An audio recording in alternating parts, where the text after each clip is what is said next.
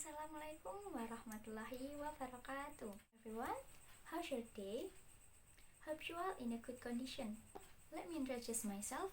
My name is Intan Fatmawati. I'm from English Education Department at the State Islamic University of Raden Mas Said, Surakarta. In this occasion, I will explain about simple present tense. Kalian tahu gak apa itu simple present tense? Simple present tense adalah tenses dasar yang wajib kita ketahui sebelum kita belajar bahasa Inggris. Simple present tense ini bisa digunakan untuk menyatakan sebuah rutinitas atau kegiatan yang dilakukan secara berulang-ulang dan telah menjadi sebuah kebiasaan. Simple present tense juga dapat digunakan untuk menyatakan sebuah fakta atau kebenaran.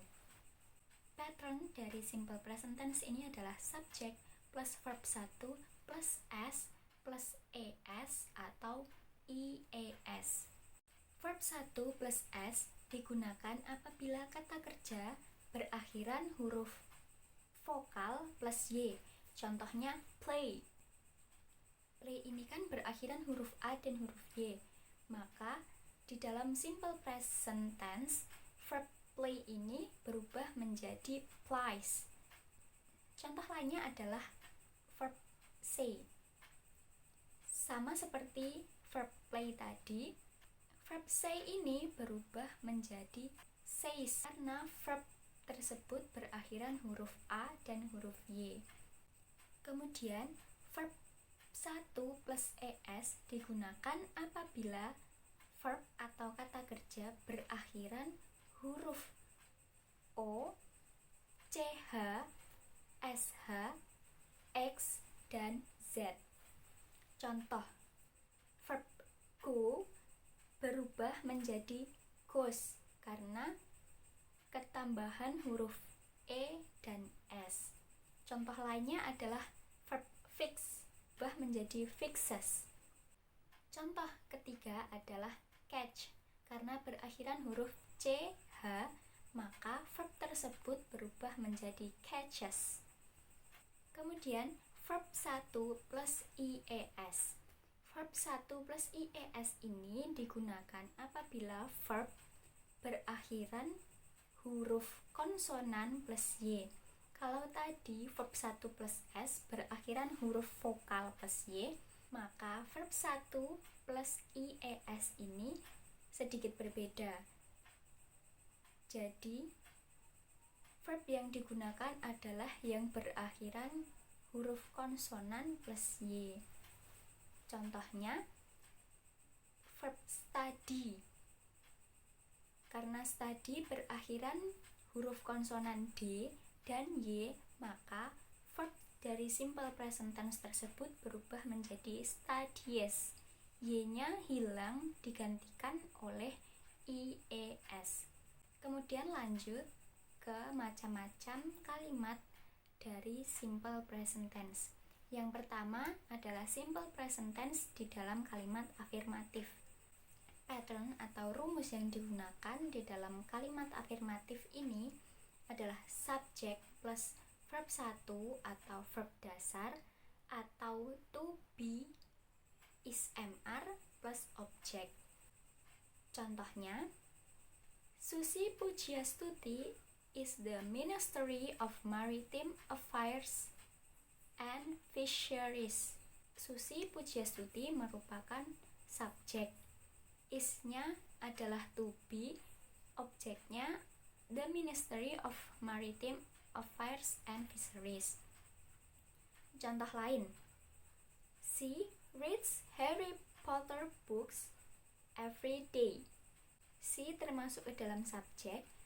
Reads adalah verb 1 plus S karena bentuk dasarnya adalah read dan objeknya adalah Harry Potter books.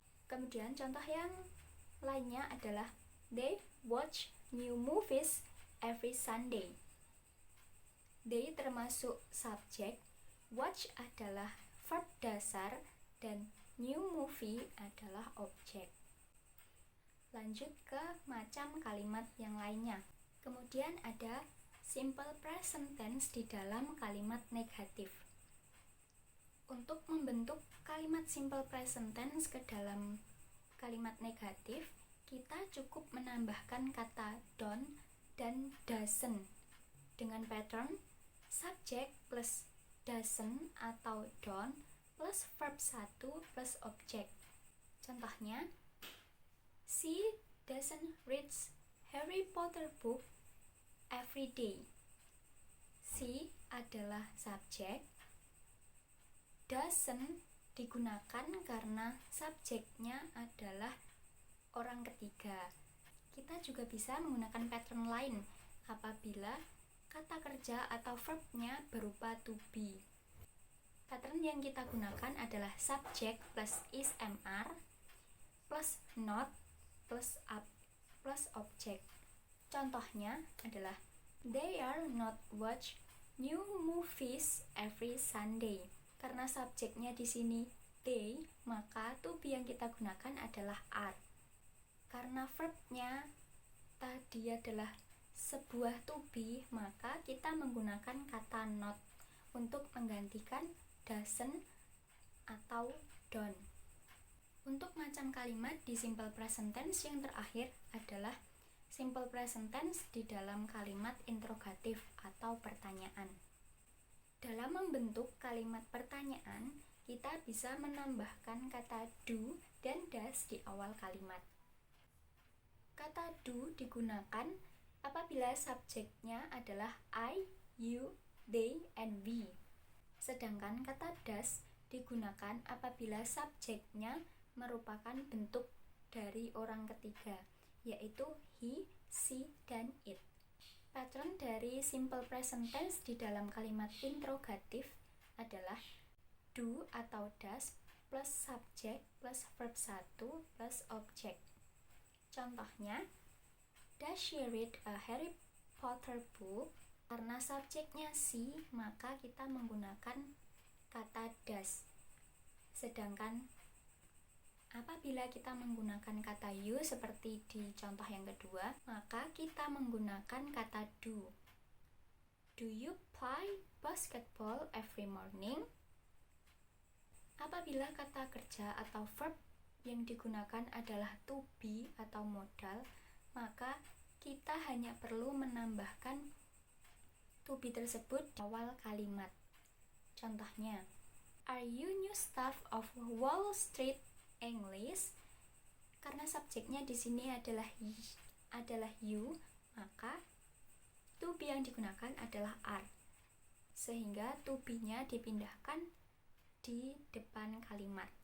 Contoh lainnya adalah are they football fans of Persija Jakarta? Nah, itu tadi adalah sedikit penjelasan dari macam-macam kalimat simple present tense. Bisa dibedakan ya, bagaimana kita menggunakan simple present tense di kalimat afirmatif, di kalimat negatif, dan di kalimat interrogatif. Jadi, pada dasarnya, simple present adalah tenses dasar yang digunakan untuk menyatakan sebuah rutinitas atau kejadian yang berulang kali dilakukan atau telah menjadi kebiasaan. Nah, mungkin itu saja yang dapat saya sampaikan. Semoga dapat dipahami dan dimengerti sehingga dapat bermanfaat bagi kita semua. Terima kasih. Wassalamualaikum warahmatullahi wabarakatuh.